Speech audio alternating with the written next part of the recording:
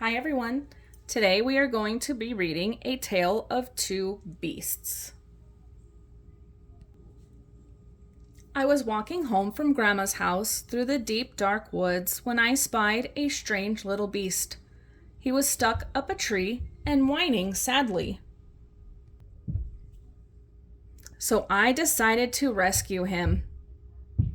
I will call you Fang, I told him, and I wrapped him warmly up in my scarf and carried him safely home. I gave him a lovely bath and a gorgeous new hat and sweater, and a delicious bowl of fresh nuts. I made him a beautiful house and gave him Lord Rex to play with.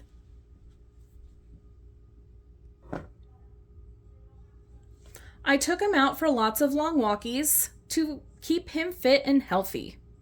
And I showed him off to all my friends who loved him nearly as much as I did. But for some strange reason, the little beast did not look very happy. In fact, he was looking rather hot. I hope he's not sick, I thought, and opened the window to cool him down. But then something terrible happened. He threw off his clothes, leapt out of the window, and ran away as fast as he could back to the deep, dark woods. I wanted to go and look for him, but Mama had other plans. Dinner time, blah. Bath time, bedtime, grr. I couldn't sleep. I missed the little beast and wondered if I would ever see him again. But then a small furry shadow appeared at the foot of my bed. The strange little beast had returned. He seemed quite pleased to see me, and I began to think that maybe, just maybe, he wasn't that strange after all. I wonder why he came back. A Tale of Two Beasts, Part 2, The Terrible Beast. I was hanging from my favorite tree singing happily to the birds when